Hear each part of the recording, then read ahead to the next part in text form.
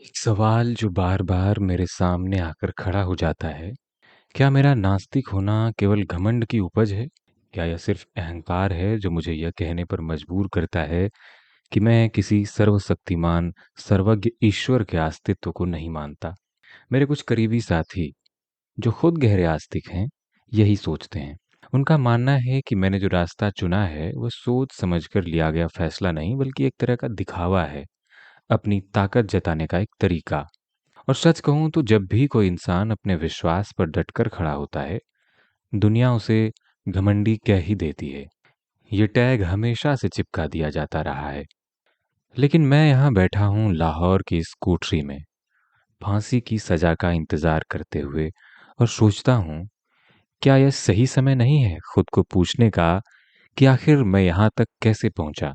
क्या यह गर्व है, या यह सचमुच एक लंबी, थकाने वाली, ईमानदार खोज का नतीजा है?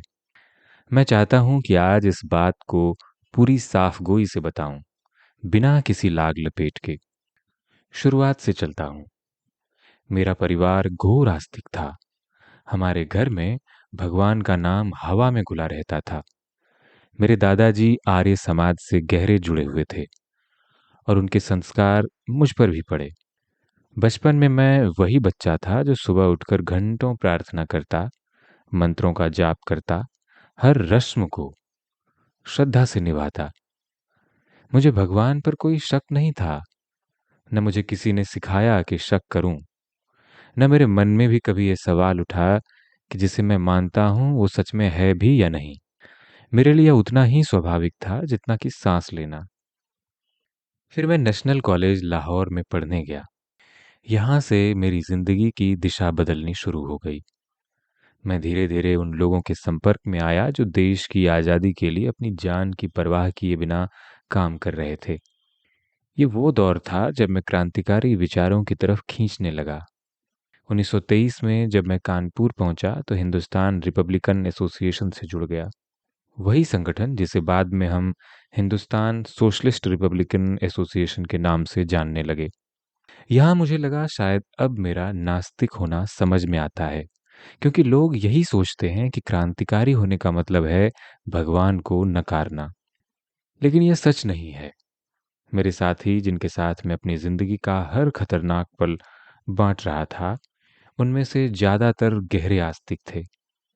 हमारे संगठन के संस्थापक सचिंद्र नाथ सान्याल जी ईश्वर में अटूट विश्वास रखते थे। जेल से जब भी उनकी चिट्ठियां आती तो उनमें भगवान का जिक्र जरूर होता। वे इतने बड़े क्रांतिकारी थे, इतने साहसी, इतने समर्पित, और फिर भी आस्तिक। तो ये कहना कि क्रांतिकारी बनने के बाद इंसान अपने आप नास्तिक हो जाता है, बिल्कुल गलत है।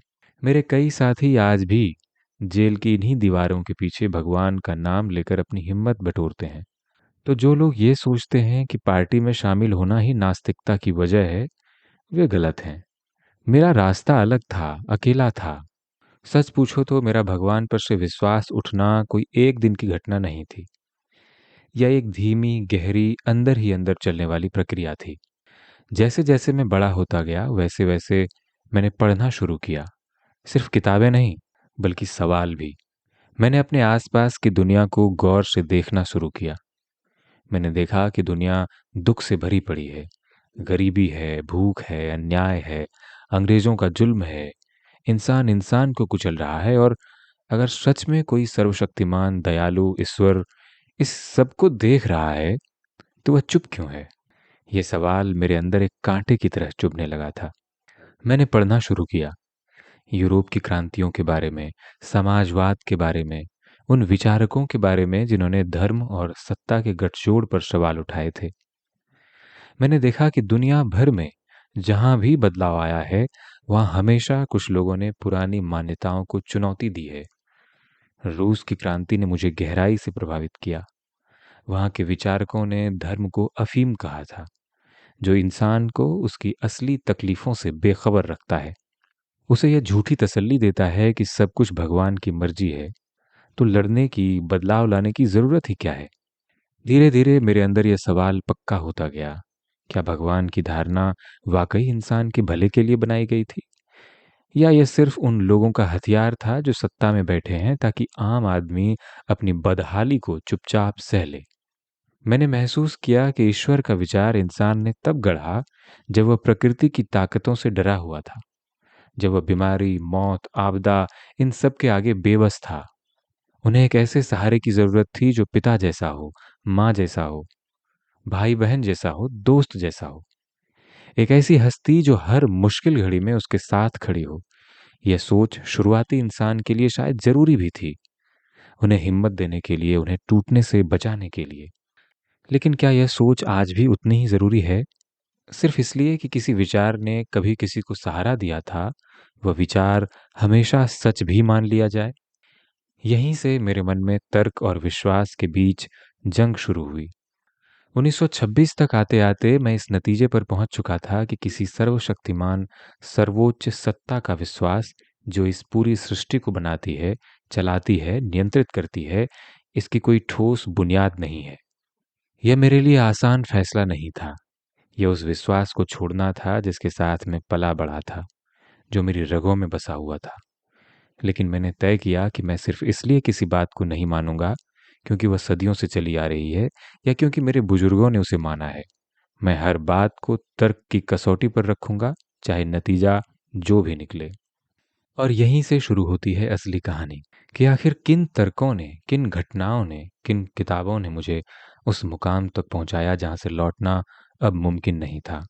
एक बात जो मुझे बार बार परेशान करती है वो यह है कि जब भी कोई इंसान अपने विश्वास पर अडिग रहता है, दुनिया उसे तुरंत घमंडी का तमगा दे देती है। ये बड़ा अजीब रिवाज है। जिस ताकत से हम अपनी बात पर टिके रहते हैं, उसी ताकत को लोग हमारा अहंकार समझ बैठते हैं, मानो दृढ़ विश्वास और घमंड में कोई फर्क ही नहीं। लेकिन मैं जानता हूं कि यह फर्क बहुत बड़ा है। घमंड वह है जो बिना सोचे समझे खुद को श्रेष्ठ मान ले, और दृढ़ विश्वास वह है जो लंबी खोज के बाद, दर्द से गुजरकर, तर्क की आंच में तपकर बनता है। मेरा नास्तिक होना दूसरी तरह की बात है, पहली तरह की नहीं। अब मैं आपको बताता हूं कि 1926 के बाद मेरी खोज ने किस दिशा में करवट ली। मैंने किताबें पढ़नी शुरू की, सिर्फ अपने संगठन के कामों के लिए नहीं बल्कि खुद को समझने के लिए भी। इसी दौर में मेरे हाथ एक किताब लगी जिसका नाम था कॉमन सेंस, जिसे निर्लंब स्वामी जी ने लिखा था। यह किताब अजीब थी। इसमें एक तरह की रहस्यमयी नास्तिकता थी जिसने मुझे बहुत आकर्षित किया। यह विषय अब मेरे लिए सिर्फ जिज्ञासा नहीं रहा, बल्कि एक गहरी दिलचस्पी बन गया। मैंने महसूस किया कि दुनिया में मुझसे पहले भी बहुत लोगों ने यही सवाल उठाए हैं और अलग अलग रास्तों से गुजरकर उसी नतीजे तक पहुंचे हैं जहां मैं पहुंच रहा था। इसके बाद मैंने यूरोप के उन विचारकों को पढ़ना शुरू किया जिन्होंने धर्म और सत्ता के रिश्ते को बेनकाब किया था। मैंने पढ़ा कि कैसे सदियों से धर्म का इस्तेमाल आम आदमी को दबाने के लिए किया गया है। राजा महाराजा, पुरोहित, जमींदार, सबने मिलकर ये विचार फैलाया कि जो भी हो रहा है, चाहे वह अन्याय हो या शोषण, वह सब भगवान की मर्जी है, पिछले जन्मों के कर्मों का फल है। यह सोच बड़ी चालाकी से आम आदमी के अंदर भर दी गई ताकि वह कभी सवाल न उठाए, कभी बगावत न करे, जो जहां है वहीं संतुष्ट रहे। यही सिखाया गया। मुझे ये बात भीतर तक हिला गई। अगर धर्म का इस्तेमाल इंसान को सुलाने के लिए, उसे उसकी असली परिस्थिति से बेखबर रखने के लिए किया जा रहा है, तो यह किसी के भले के लिए नहीं बल्कि सत्ता में बैठे लोगों के फायदे के लिए है। और जो लोग भूख और जुल्म को झेल रहे हैं, उनसे कहा जा रहा है कि सब्र रखो, अगले जन्म में अच्छा मिलेगा। ये कैसा इंसाफ है? तर्क का एक और सिरा मेरे मन में उलझा रहता था। अगर ईश्वर सर्वशक्तिमान है, अगर वह दयालु है, तो फिर इस दुनिया में इतना दुख, इतनी पीड़ा, इतना अन्याय क्यों है? क्यों निर्दोष बच्चे भूख से तड़पते हैं? क्यों बेगुनाह लोग अंग्रेजों के कोड़ों तले कराहते हैं? क्या यह सब उस सर्वशक्तिमान की मर्जी से हो रहा है? तो वह न दयालु है न न्यायी। और अगर उसकी मर्जी के बिना हो रहा है, तो फिर वह सर्वशक्तिमान कहाँ रहा? यह सवाल मेरे मन से कभी नहीं गया। जितना मैं इसे टालने की कोशिश करता, उतना ही यह मेरे सामने आकर खड़ा हो जाता। लोग अक्सर कहते हैं कि प्रकृति की भव्यता देखकर, पहाड़ों की ऊंचाई देखकर, सागर की गहराई देखकर, तारों भरे आसमान को देखकर इंसान के मन में अपने आप भगवान का एहसास जाग उठता है। मैंने भी ये महसूस करने की कोशिश की। मैं भी रात को आसमान की तरफ देखता, तारों को गिनता, हवा की सरसराहट सुनता। लेकिन जो एहसास मुझे होता वो सम्मोहन जैसा था, विस्मय जैसा था, भगवान के होने का सबूत नहीं। अचंभा होना और किसी चीज का सच होना दो अलग अलग बातें हैं। सिर्फ इसलिए कि कोई चीज हमें चकित कर दे इसका मतलब ये नहीं कि उसके पीछे कोई चेतन शक्ति बैठी है जो सब कुछ चला रही है। मैंने खुद से कहा, बेटा अगर तुम सच में तर्कशील होना चाहते हो तो हर भावना को सबूत मान लेना बंद करो। इसी दौर में मुझे जेल में लंबा वक्त गुजारने का मौका मिला। भूख हड़ताल के वे दिन, वे रातें जब शरीर कमजोर पड़ता जा रहा था, लेकिन मन शायद पहले से कहीं ज्यादा साफ हो रहा था। मेरे कई साथी जो आस्तिक थे उस दौर में भगवान का नाम लेकर हिम्मत जुटाते। मैं देखता था और मुझे उनसे कोई शिकायत नहीं थी। हर किसी को अपनी ताकत अपने तरीके से खोजने का हक है। लेकिन मेरे लिए वह सहारा भगवान नहीं था। मेरे लिए वह सहारा था मेरा विश्वास। इस बात पर विश्वास कि इंसान खुद अपनी मेहनत से, अपनी तर्क से, अपने साहस से अपनी दुनिया बदल सकता है। मुझे किसी ऊपर बैठी सत्ता की जरूरत नहीं थी जो मुझे बचाए। मुझे बस ये भरोसा चाहिए था कि जो काम मैंने चुना है वह सही है और मैं उसके लिए आखिरी सांस तक खड़ा रहूंगा। मेरे कुछ साथियों ने मुझसे कहा कि यह घमंड है, यह वैराग्य नहीं बल्कि अहंकार है, कि तुम खुद को इतना बड़ा समझते हो कि तुम्हें भगवान के सहारे की जरूरत ही नहीं। मैंने उनसे कहा कि नहीं, यह घमंड नहीं है। घमंड तब होता है जब मैं ये दावा करता कि मैं सब कुछ जानता हूं, कि मेरे पास हर सवाल का जवाब है। लेकिन मैं तो सिर्फ इतना कह रहा हूं कि जिस चीज का कोई सबूत मुझे नहीं मिला, मैं उसे मानने से इनकार करता हूं। यह विनम्रता है, घमंड नहीं। सच्ची विनम्रता यही है कि इंसान बिना जांचे परखे किसी बात को स्वीकार न करे, चाहे वह बात कितनी भी पुरानी क्यों न हो, चाहे उसे मानने वाले करोड़ों लोग क्यों न हो। जितना मैं इस राह पर आगे बढ़ता गया उतना ही मुझे यह समझ आता गया कि नास्तिक होना कोई आसान रास्ता नहीं है। यह उस सहारे को छोड़ देना है जो हर मुश्किल घड़ी में आपको दिलासा देता कि कोई है जो देख रहा है, कोई है जो न्याय करेगा, कोई है जो आपकी तकलीफ का हिसाब रखेगा। लेकिन नास्तिक होकर मैंने यह सहारा खुद छोड़ दिया। अब मेरे सामने सिर्फ मैं था और वह ताकत जो मैं अपने अंदर खुद पैदा करता। और यही वह मोड़ था जहां मुझे अपनी असली परीक्षा का सामना करना था। फांसी के तख्ते के करीब खड़े होकर, बिना किसी दैवीय सहारे के अपने भीतर से हिम्मत जुटाना।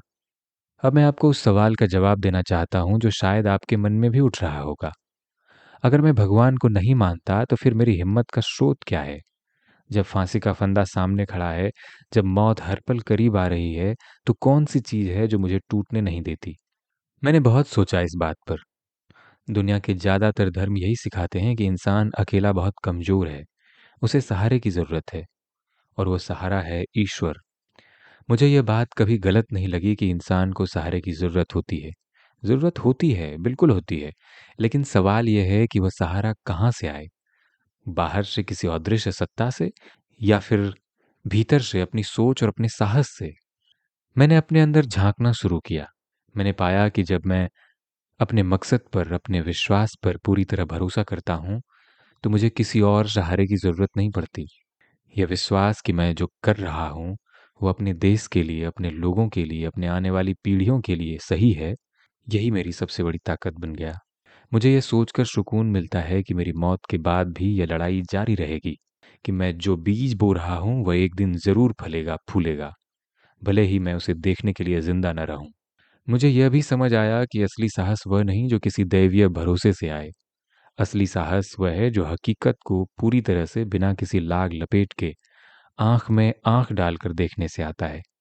मैंने अपने आप से कहा, बेटा अगर मौत आनी है तो उसे स्वीकार करो, जैसी वह है उसी प्रकार। उससे डर कर किसी काल्पनिक सहारे की ओर मत भागो।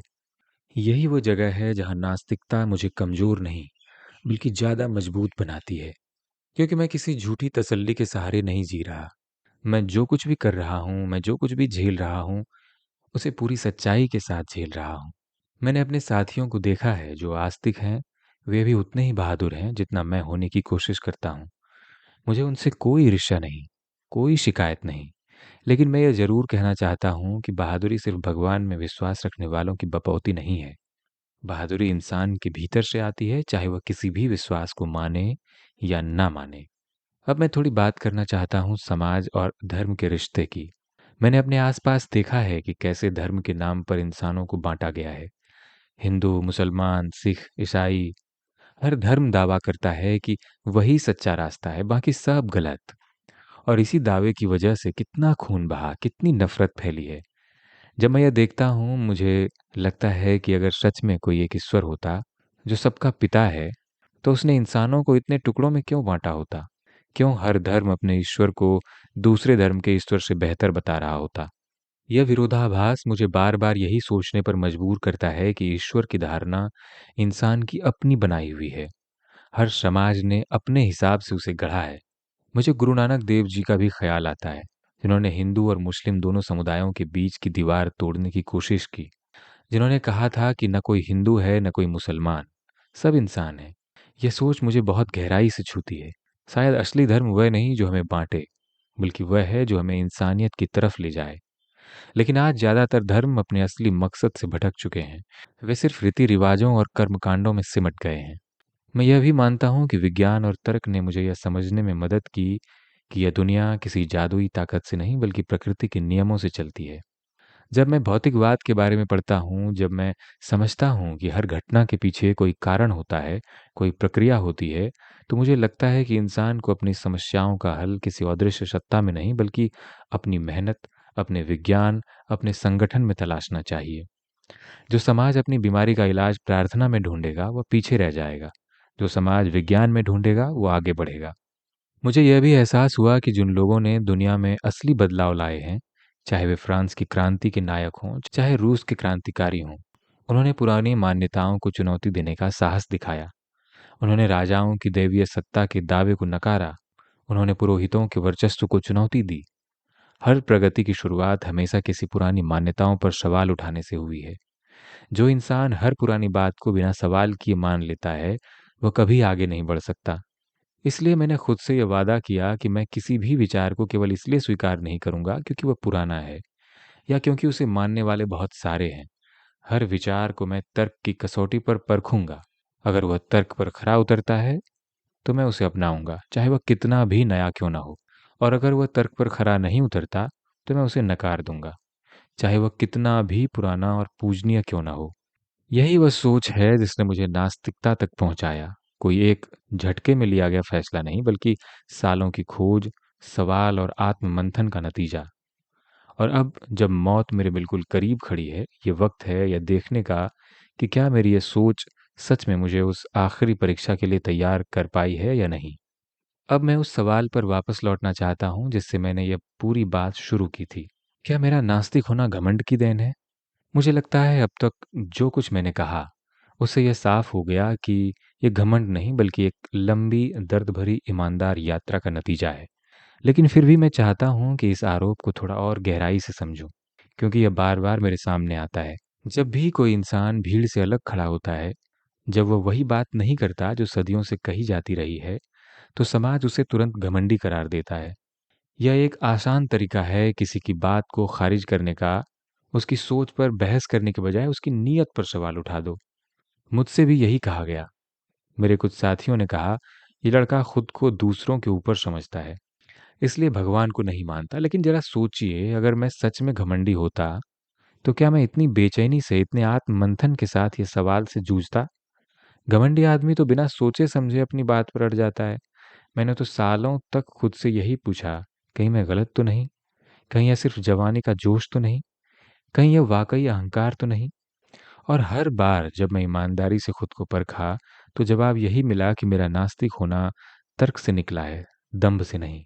सच्ची विनम्रता यही तो है, किसी बात को आंख मूंद कर मान लेने के बजाय उसे बार बार जांचना, परखना, और अगर वह खरी ना उतरे तो उसे मानने से इनकार कर देना, चाहे इसके लिए कितनी भी आलोचना क्यों न सहनी पड़े।